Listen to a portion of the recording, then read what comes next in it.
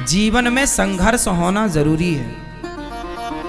हानि इसलिए जरूरी है कि हानि ना होगी तो लाभ का मजा ही ना आएगा। इसलिए बच्चों को संघर्ष करना सिखाओ, बड़ों का सम्मान करना सिखाओ, मर्यादित बोलना सिखाओ। आपके बच्चों के पास बड़ी बड़ी डिग्रियां होंगी लेकिन बोलने का ढंग नहीं है कि बड़ों से कैसे बात की जाती है, तो फिर डिग्रियों का करेंगे क्या हम? जब बड़ों से बात करने की तमीज नहीं है तो क्या बात करें फिर, आपसे बताओ। इसलिए संस्कार देना भूल मत जाना साहब, बड़ा नुकसान होगा। अपनी बेटी को संस्कार दो, बेटों को संस्कार दो, अच्छे से बोलने का संस्कार, अच्छे से बात करने का संस्कार। घर में कोई मेहमान आए तो बच्चों के हाथ से भोजन परोसवाया करो। आजकल तुम्हारे बच्चों से भोजन परोसवा के देखना, इन्हें बनाना तो छोड़ो, परोसना नहीं आता। आप परोसवा लेना तुम्हारे बच्चों से भोजन, बाएं हाथ से परोसते हैं, बाएं हाथ से, बाएं हाथ से रोटी देते हैं। इन्हें ये नहीं पता मूर्खों को कि परोसना कैसे है। और ये गलती उनकी बिल्कुल नहीं है। आप मम्मी कुछ ना कर बेटी, कुछ ना कर, झूला झूल तू, कुछ ना कर बेटा तू झूला झूल, तेरा बाप कमा रहा है, कमा रहा है, तू झूला झूल। समय से जिम्मेदारी दोगे बच्चों को तो बच्चों के कंधे मजबूत होंगे। इसलिए समय पर तुम लोग तीर्थ यात्रा पे निकला करो थोड़े दिन के लिए, बच्चों को जिम्मेदारी देकर, ताकि पता लगे कि तुम्हारा बच्चा कितना मैनेज कर पा रहा है, कितना नहीं कर पा रहा। कर पा रहा है तो ठीक है, और नहीं कर पा रहा है तो जिम्मेदारी दो ताकि वो सीखे और सिखाओ। ऐसे नहीं, ऐसे काम किया जाता। समय पर बोझ आएगा ना तो कंधे मजबूत होंगे, और समय निकल जाएगा तब बोझा पड़ेगा तो टूट जाएंगे कंधे। जवानी, जिस दिन आपका बेटा पढ़ाई पूरी करे, ध्यान से सुनो, जिस दिन आपके बच्चों की पढ़ाई पूरी हो, जिस दिन, उसी दिन से बच्चों को काम पर लगाओ। ये काम करना है तुम्हें। बाप का काम संभालो तुम, बिजनेस तुम संभालो, व्यापार तुम संभालो, खेती तुम संभालो, संभालो, इसे बढ़ाओ। व्यापार को पिता ने इतना किया तुम और बड़ा करो, खेती को पिता ने इतना किया तुम और पढ़े लिखे हो। तुम्हारा बाप तो कम पढ़ा लिखा था, तुम ज्यादा पढ़े लिखे हो, तुम और बड़ा करो और बढ़ाओ। पढ़े लिखे हो, लेकिन गलती कुछ माँ बाप की भी है कि बाप कहता नहीं नहीं मैं ही जा रहा हूं दुकान, तू घर बैठ। अब वो घर में बैठा मोबाइल चला रहा है, मोबाइल चलाते चलाते किसी छोरी के चक्कर में पड़ गया। अब बाप कमा कमा के दे रहा है, वो सुरा सुंदरी में पड़ गया। अरे बच्चों को काम पर नहीं लगाओगे तो खाली दिमाग शैतान का। यदि व्यस्त हैं तो वो व्यस्त रहेंगे, अच्छा होगा, और फ्री हैं तो उनका दिमाग गलत जगह पर जाएगा, वो गलत होंगे। फिर मत रोइएगा कि बच्चा गलत हो गया। क्यों आपने जिम्मेदारी नहीं दी? हम तो जब 17 साल के थे तब हमारे ऊपर जिम्मेदारी आ गई थी। 17 वर्ष की उम्र में, जब हम 17 वर्ष के थे, हमें अपना पढ़ना भी था और पढ़ करके पैसा कमाना भी था और कमा करके घर देना था, क्योंकि घर में इतनी गरीबी थी कि घर पेट भोजन नहीं मिलता था। हम बचपन में भीख मांगा करते थे। जब भीख मांग के लाते थे तब घर में रोटी बनती थी, भीख ना मांगते तो घर में रोटी नहीं बनती। इस स्थिति से हम गुजरे हैं। गांव में भीख मांगते थे हम, गांव में घर घर जाकर के। यदि ना मांगते तो भूखे रहते, मांगना मजबूरी थी। उस स्थिति से गुजरते गुजरते गुजरते गुजरते कर्म नहीं छोड़ा, भगवान के आश्रित रहे हैं। जीवन में कभी हार नहीं मानी, जीवन में कभी पलट कर देखा नहीं, कभी हमने ये नहीं कहा कि हम ये नहीं कर पाएंगे। इस धरती में जितना कठिन काम हो आप वो हमें दे दीजिए, हम उसे करके दिखाएंगे। जो आपसे ना हो वो हम करके दिखा सकते हैं, क्योंकि हमारी डिक्शनरी में ना नहीं है। हमने अपनी डिक्शनरी से ना शब्द हटा दिया, हमसे नहीं हो पाएगा, हम ऐसा कभी नहीं कहते। हम सब कुछ कर सकते हैं, हमारी इच्छा शक्ति है तो हम सब कुछ क्या नहीं कर सकते? हम सब कर सकते हैं। और जितना हमें लगा कि करना चाहिए उतना भगवत कृपा ने कराया, बिहारी जी ने उतना कराया। जितने की जरूरत थी, जितने की थी उतना बिहारी जी ने कराया। हमने अपने दिमाग को, अपनी बुद्धि को सदा अच्छी जगह लगाया, अपने दिमाग को अच्छी जगह खर्च किया, बुरे कामों में बुद्धि नहीं लगाई, कभी बेईमानी में, गलत काम में बुद्धि नहीं लगाई। इसलिए संघर्ष मुझे अच्छा लगता। यदि मैंने बचपन में भीख ना मांगी होती ना, तो आज मैं इतना मजबूत ना होता जितना मजबूत हूं। मेरे जीवन के स्ट्रगल ने, मेरे जीवन की मुसीबत विपत्ति ने मुझे बहुत मजबूत किया। मैं हर हालात से लड़ सकता हूं, हर हालात से मैं लड़ सकता हूं। मैं कभी घबराता नहीं हूं। कितनी भी चुनौतियां आए, अरे अब क्या चुनौतियां आएंगी, जितनी आनी थी खूब आई और खूब मैंने उनका डट के सामना किया। हमारे जीवन में जितनी चुनौतियां आई, मैं उतना मजबूत होता गया। मैं हारा नहीं। क्या नहीं आया? अब आप सोचिए कि जीवन में जीरो से आदमी, भीख मांगने से जो आदमी चला हो, क्या चुनौतियां नहीं आई होंगी? आपको क्या लगता है साहब, भिखारियों का कितना अपमान होता है? इस संसार में हर अपमान को मैंने सहा है। भिखारियों को लोग क्या नहीं कहते, मुझे भी लोगों ने क्या नहीं कहा, क्या नहीं सुना मैंने, क्या नहीं देखा मैंने। समाज ने सम्मान भी दिया है और समाज ने दो बातें सुनाई तो हमने उनसे सीखा भी।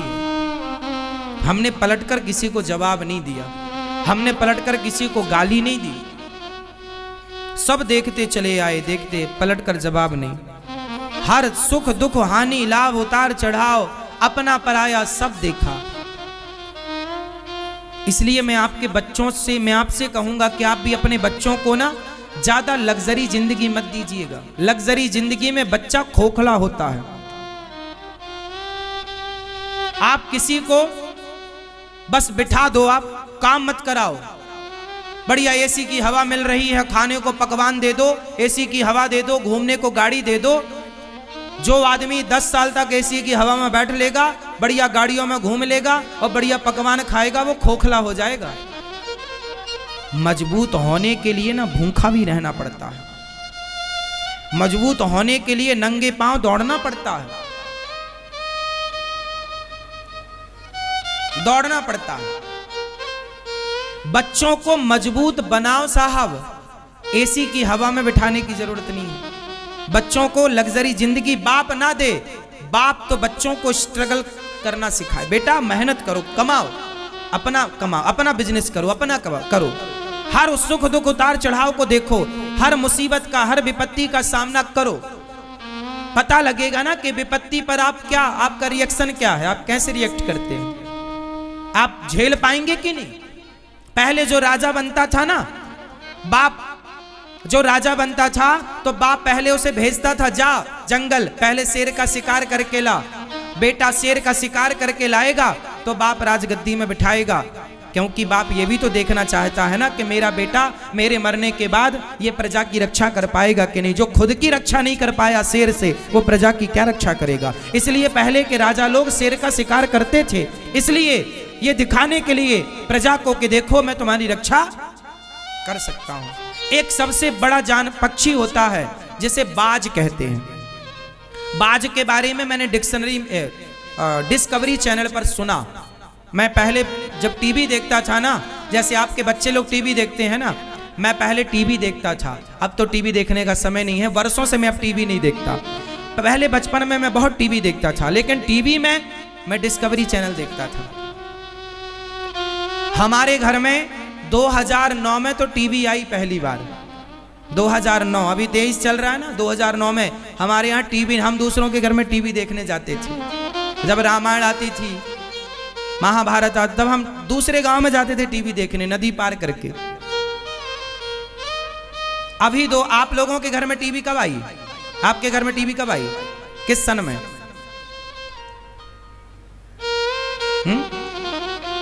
हमारे यहाँ हम पहली बार अपनी कमाई से जो पैसा हम कमा कर लाए, तो उस कमाई से हमने सबसे पहले 9,000 रुपए की टीवी खरीदी थी। आज भी वो टीवी 2009 में खरीदी थी, आज भी वो टीवी है। बचपन में हम गैया चराने जाया करते थे ना, तो हम जूता नहीं था हमारे पास, नंगे पांव खेतों में गैया चराते थे। पिताजी से जब 1 महीना तक रोज कहते थे जूता दिलाओ, जूता दिला दो, अब जूता दिलवा दो, पाँव के छाले दिखाते थे, देखो कांटा लग गया, तब पिताजी जूते दिलाते थे। क्या करें, तब लगता था पिताजी नहीं दिलाते, पर अब पता चला कि पिताजी के पास पैसे ही नहीं थे। उस समय 50 रुपए के जूते आते थे, जो खेत में किसान लोग पहनते ना, वो वाला जूता। हमारे सारे दोस्त जो गैया चराने हम लोग साथ में जाते थे, 4-6 लड़के, तो सब जूता पहन के जाते थे, टोपी लगा कर जाते थे कि धूप ना लगे, क्योंकि गैया तो धूप में खड़े होकर चराना पड़ती है, हर जगह पेड़ नहीं होता। तो मैं जूते के लिए कई बार कई सालों तक, मुझे अच्छे से याद है, सालों तक नंगे पांव गैया चराई है, सालों तक। 10-20 कांटे तो पांव में लगे रहते थे, पता ही नहीं चलता था।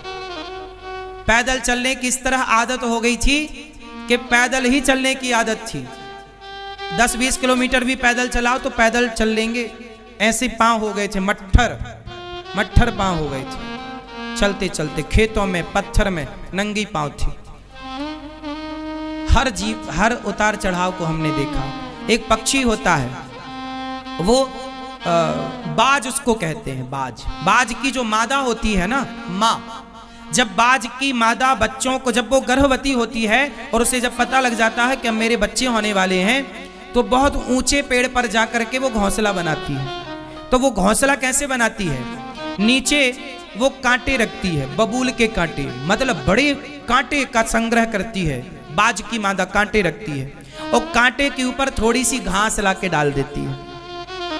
उस घोंसले में फिर अपने बच्चों को जन्म देती है, और जब उसके बच्चे से अंडे देती है, फिर अंडों से जब बच्चे निकल आते हैं, बच्चे थोड़ा 10 दिन के 20 दिन के हो जाते हैं, तो वो क्या करती है, अपनी चोंच से पकड़ पकड़ के सारी घास हटा देती है। और जब बचते हैं कांटे, अब क्या बचे, कांटे बचे, तो कांटे में उसके बच्चे ना यहाँ वहां भागते हैं और बार बार चुभते हैं उसके बच्चे को कांटे। किसी ने पूछा बाज से, क्यों री मादा, क्यों, बाज की मादा मतलब क्यों, तूने ये क्यों इतना कष्ट दिया अपने बच्चों को, ये ज्यादा घास और क्यों नहीं रखती, बच्चों को थोड़ा सुख मिलेगा। बाज की मादा बोली, ना, मैं अपने बच्चों को सुखी नहीं करना चाहती, यदि ये आज सुखी हो जाएंगे तो भविष्य में रोएंगे, इसलिए मैं कांटों के घोंसले में इनको पालती हूं, ताकि अभी से इनको कांटा चुभेगा तो दर्द को अभी से बर्दाश्त करने की क्षमता पैदा होगी, मजबूत बनेंगे। क्योंकि इस धरती का सबसे खतरनाक श्रेष्ठ पक्षी है बाज। श्रेष्ठ पक्षी की मां है बाज की मादा, और उसके बच्चे क्या बनेंगे। बाज जब शिकार करता है ना, तो बड़े बड़े जानवरों को भी पकड़ के उड़ जाता है, इतना बड़ा होता है बाज। जानवर फड़फड़ाता है वजन के कारण, वो बाज को भी नीचे गिरा लेता है। तो मादा कहती है, हर स्थिति में मेरे बच्चे सुखी रहें, इनके पंख, इनके पांव, इनकी चोंच, इनका शरीर इतना मजबूत हो कि हर तूफान का ये सामना कर पाए। एक बाज की मादा अपने बच्चों को कितना मजबूत बनाती, और आप लोग अपने बच्चों को जूजू बनाते हैं। आप लोगों का एक सेंटेंस बहुत गलत है। आप लोग क्या बोलते, महाराज जी मैंने बहुत दुख उठाए हैं, पर मैं नहीं चाहता कि मेरे बच्चे दुख उठाएं। ये गलत सेंटेंस बोलते हैं आप लोग। क्यों ना उठाएं बच्चे दुख। बच्चों को छोड़ दो, आप जाओ बेटा 1000 रुपए कमा के लाओ, जाओ। एक करोड़पति आदमी था, एक बहुत बड़ा उद्योगपति था, उसका बेटा पढ़ करके विदेश से आया। उसके पिता की हजारों करोड़ की फैक्ट्री थी, हजारों करोड़ का टर्नओवर था, काम था। लेकिन जब उसका बेटा पढ़कर आया तो बाप ने बेटे से कहा, बेटा जाओ तुम 10,000 रुपए कमा के लाओ। बाप के पास करोड़ों हैं, पर बेटे को भेजा, जा 10,000 कमा के ला। और सुनो, हमारे इस क्षेत्र से नहीं, बाहर जाओ। अब बेटा पढ़ा लिखा 10,000 कमाने गया। बाजार में आप जाइए 10,000 कमाने, कितने धक्के खाने पड़ेंगे, कितनी लाइनों में लगना पड़ेगा, कितना इंटरव्यू देना पड़ेगा, कितने घन पीटने पड़ेंगे, तब कहीं जाकर तुम्हें 10,000 की नौकरी मिलेगी। क्या नहीं करना पड़ेगा। उस बेटे ने जाकर के पिता की बात मानी और काम उसे मिला कहीं, अपने से कमरा लिया, अपने से बनाया, खाया, मजदूरों के साथ रहा। जहां भी उसने 10,000 महीने भर में उसने कमाए, ले जाकर पिता को दिया। पिता ने अब अपने बेटे को पकड़ा और अपनी उस कुर्सी पर बिठाया जहां वो हजारों करोड़ का मालिक था। अब उसे हजारों करोड़ का मालिक बना के बिठा दिया। लोगों ने कहा, आपने अपने बेटे के साथ ऐसा क्यों किया? उस आदमी ने कहा कि मेरा बेटा विदेश में पढ़कर आया है, सारी सुख सुविधाएं इसने पाई हैं। आज जब ये 10,000 कमा के लाया तो इसे पता लगा कि 10,000 कैसे कमाए जाते हैं। आम आदमी क्या होता है, आम आदमी की जिंदगी क्या होती है। इसलिए इस फैक्ट्री में जो 1000 मजदूर काम करते हैं, अब ये मेरा बेटा उन मजदूरों का सम्मान करेगा, क्योंकि ये जानता है कि 10,000 की कीमत क्या है। अब ये सबकी रिस्पेक्ट करेगा। यदि ये बड़े बाप का बेटा बन के बैठ जाता तो ये आम आदमी को मच्छर समझता कि तुम्हारी औकात क्या हमारे सामने। अब तो ये लाइन में लग के देख चुका है कि 10,000 के लिए ये जो लोग हैं, ये परिवार चलाने के लिए 10,000 की नौकरी कर रहे हैं, बेचारे किस तरह परेशान हो रहे हैं। तो व्यक्ति को, आप अपने बच्चों को धनवान बना देना बड़ी बात नहीं है साहब। उस धन को मेंटेन करना, क्या आप उस धन को सही, क्या उस धन का आप सही उपयोग कर पा रहे हैं? क्या उस पैसे की कदर कर पा रहे हैं, इज्जत कर पा रहे हैं, या उसका आप दुरुपयोग कर रहे हैं? आपके बच्चे आपकी कमाई का, आपके पैसे का दुरुपयोग ना करें, बस इतनी सी बात है। पैसा मिलता है लोगों को तो दुरुपयोग करते हैं। आप अपने बच्चों को इतने संस्कार देना कि वो अपने धन का केवल सदुपयोग करें और अपनी मेहनत से कमाए, बेईमानी से ना कमाए, ईमानदारी से कमाए। बस मेरा तो सिंपल सिद्धांत रहा है, मैंने कभी किसी के साथ बुरा नहीं किया आज तक। मैंने हर परिस्थिति का डटकर सामना किया, लेकिन मैंने कभी किसी का बुरा नहीं किया, किसी के साथ छल नहीं किया साहब। मैंने 1 रुपए का छल नहीं किया। मुझे हर पल हर दिन याद है, मैं भूला नहीं। मैं कोई स्कूल में इतना ना पढ़ पाया, मैं कोई यूनिवर्सिटी में इतना ना पढ़ पाया जितना मेरी जिंदगी ने मुझे पढ़ा दिया, मेरे समय ने मुझे पढ़ा दिया। मेरे जीवन की स्थिति ने जो मुझे पढ़ाया है ना, वो कोई यूनिवर्सिटी नहीं पढ़ा सकती। मैंने एक बार अपनी घटना सुनाई थी। देखो, जीवन में एक मेरे साथ घटना, मैं पढ़ने के लिए 5वीं क्लास तक मैं 8वीं तक ना 7वीं तक सरकारी स्कूल में पढ़ा हूँ। हमारे गांव में 5वीं तक स्कूल था, दूसरे गांव में फिर 10वीं तक स्कूल था। मैं वहाँ पढ़ने जाता था। एक बार हम दूसरे गांव में गए पढ़ने के लिए, वहाँ से छुट्टी हुई 4 बजे, हम लौटे तो वहाँ से ना 2 किलोमीटर गांव था, तो बस चलती थी तो हम लोग रुक जाते थे, बस आएगी, बस में बैठ के जाएंगे। बस में पीछे लटक जाते थे, किराया ना देना पड़े। बच्चे तो बच्चे होते हैं, हम भी उस तरह की मस्ती करते थे। घुस जाते थे चुपके से बस में, और 2 किलोमीटर था, अगला स्टॉप गांव था, वहां बस रुकती, उतर जाते। बहुत सारे बच्चे थे, बस वालों को भी पता था कि इनसे बच्चों से क्या किराया लेना। हम लोग नहीं देते थे किराया। कभी वो किराया मांगता था, उस समय तो चवन्नी चलती थी। उस हमारे टाइम पे ना चवन्नी चलती थी, 50 पैसे चलते थे। पंजी भी चलती थी, हमारे समय पे पंजी 5 पैसा चलता था। पंजी की एक गोली आती थी, मीठी वाली, चूसने वाली, 1 रुपए की 20 गोली आती थी। हम लोग ले आते थे, जेब में भर लेते थे, चूसते रहते थे। हमारे टाइम पे पंजी की गोली आती थी। और एक बिस्किट आता था 1 रुपया का, आर के बिस्किट, छोटा, इतना बड़ा बिस्किट आता था। पार्ले जी बड़ा महंगा था, पार्ले जी खाने की औकात नहीं थी तब। पार्ले जी तब भी 5 ही रुपया का था, 4 रुपए का। तो एक बार मैं गांव आ रहा था, शाम को क्या हुआ कि समोसे की दुकान थी, तो समोसा खाने का मन हुआ।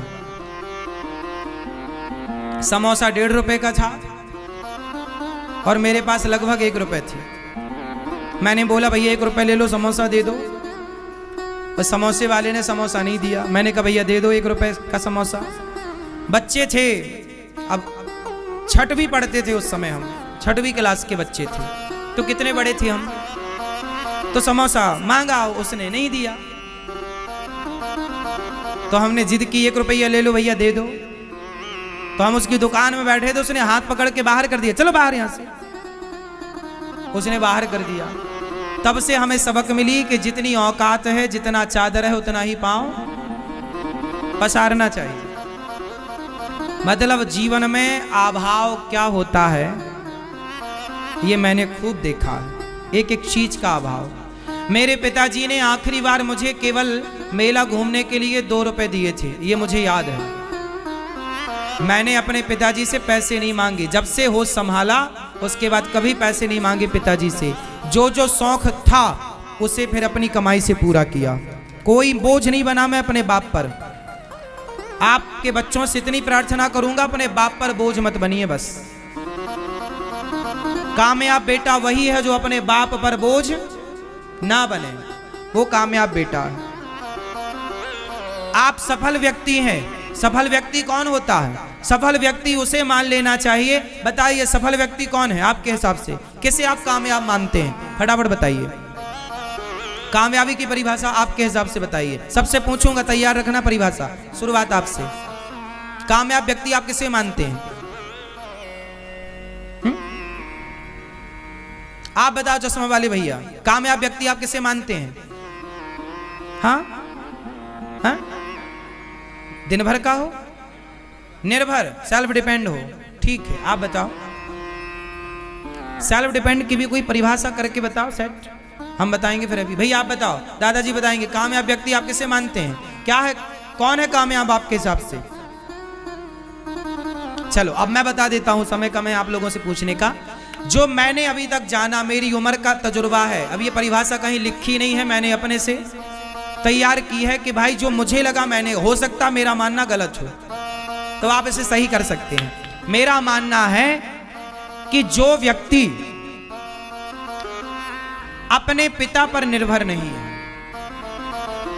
जो अपनी गृहस्थी अपनी कमाई से करता हो, चलाता हो, जो अपनी मां और अपने पिता को भी अपनी कमाई की रोटी खिलाता हो, जो माँ बाप के धन की रोटी माँ बाप को ना खिलाए, जो अपनी मेहनत अपनी कमाई की रोटी अपने माँ बाप को खिलाए, अपनी कमाई की रोटी अपनी पत्नी को खिलाए, अपनी कमाई से अपने बच्चों को पढ़ाए लिखाए और उसके ऊपर किसी का कोई विशेष दबाव ना हो, जो अपनी कमाई से अपनी मेहनत से अपने लिए घर बना ले, अपनी मेहनत से अपने माँ बाप का अच्छे से अच्छे हॉस्पिटल में इलाज करा ले, अपनी माँ बाप की वो सेवा कर ले, अपनी माँ बाप की दवाई इलाज के लिए किसी पर निर्भर ना रहे, जो अपनी गृहस्थी के काम अपने से कर ले, किसी के सामने उसे हाथ ना पसारना पड़े, बस उसी को आप कामयाब समझिए।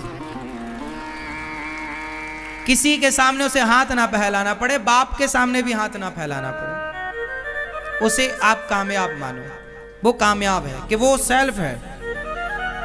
उसे बच्चों को पढ़ाना है तो दूसरों का मुंह नहीं देखना पड़ेगा कि भैया तुम पैसे दो, फिर पिताजी जरा पैसे दो, फीस भरें। नहीं, हम पढ़ाना, पैदा किए हो ना तुम, तो तुम ही तो पैदा किए हो, तो पढ़ाएगा बाप क्यों? तुम पढ़ाओ अपने बच्चों को, या फिर पहले अपने आप को योग्य बना लेते फिर बच्चे पैदा करते। किसी पर भार क्यों बनते हैं आप लोग? बाप पर भी भार नहीं बनना चाहिए मेरा मानना। क्यों जी, क्या कहते हैं आप लोग?